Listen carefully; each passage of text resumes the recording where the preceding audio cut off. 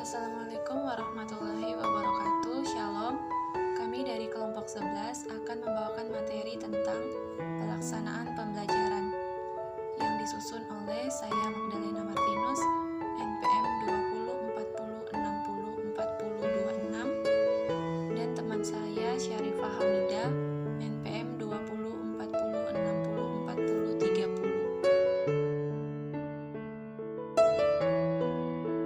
Dalam materi ini yang akan dibahas yaitu yang pertama, definisi belajar, yang kedua, kasus dalam pembelajaran, dan yang terakhir, alternatif pembelajaran. Langsung saja pada bagian yang pertama, definisi belajar. Belajar merupakan suatu proses yang berlangsung sepanjang hayat.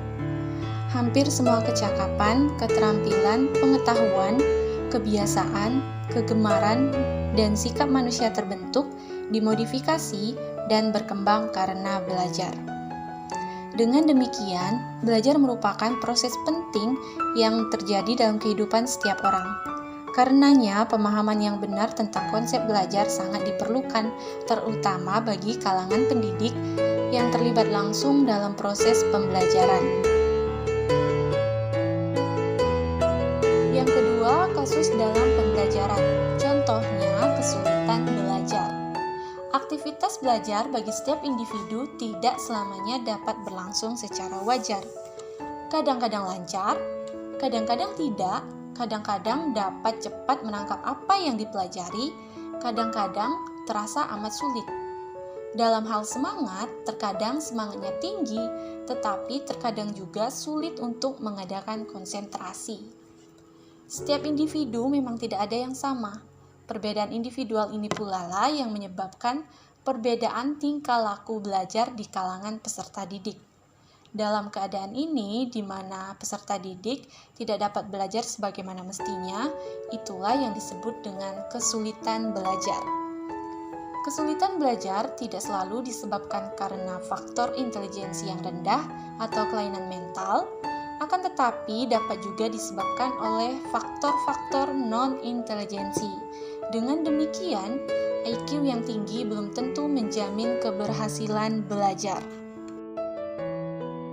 Alternatif pemecah kesulitan belajar. Berikut ini beberapa alternatif pemecah dalam kesulitan belajar. Yang pertama, observasi kelas. Pada tahap ini, observasi kelas dapat membantu mengurangi kesulitan dalam tingkat pelajaran. Misalnya memeriksa keadaan secara fisik, bagaimana kondisi kelas dalam kegiatan belajar, apakah cukup nyaman, segar, sehat, dan hidup atau tidak. Kalau suasana kelas sangat nyaman, tenang, dan sehat, maka itu semua dapat memotivasi peserta didik untuk belajar lebih semangat lagi. Yang kedua, pemeriksaan alat indera. Dalam hal ini dapat difokuskan pada tingkat kesehatan peserta didik, khususnya mengenai alat indera. Diupayakan minimal dalam sebulan sekali pihak sekolah melakukan tes atau pemeriksaan kesehatan di puskesmas maupun dokter. Karena tingkat kesehatan yang baik dapat menunjang pelajaran yang baik pula. Maka dari itu, betapa pentingnya alat indera tersebut untuk dapat menstimulasi bahan pelajaran langsung ke setiap individu. Yang ketiga, teknik main peran. Di sini seorang guru bisa berkunjung ke rumah peserta didik. Di sana seorang guru dapat dengan leluasa melihat, memperhatikan lingkungan peserta didik dan semua yang ada di sekitarnya. Dan di sini juga guru dapat langsung melakukan wawancara dengan orang tua mengenai kepribadian anak, keluarga, ekonomi, dan lain-lainnya.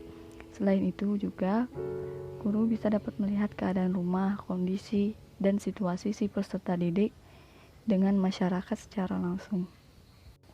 Yang keempat, tes diagnosis kecakapan atau tes IQ atau psikotes.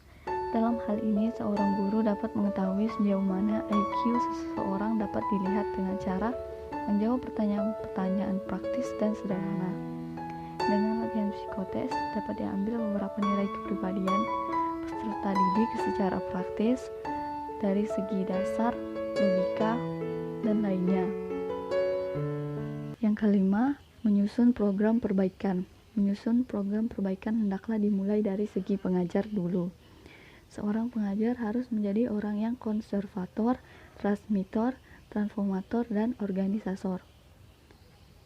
Selanjutnya, lengkapi beberapa alat peraga atau alat yang lainnya yang dapat menunjang pengajaran menjadi lebih baik, karena dengan kelengkapan-kelengkapan yang lebih kompleks, motivasi belajar pun akan dengan mudah didapatkan oleh peserta didik. Sekian dari kelompok kami. Terima kasih. Shalom. Assalamualaikum warahmatullahi wabarakatuh.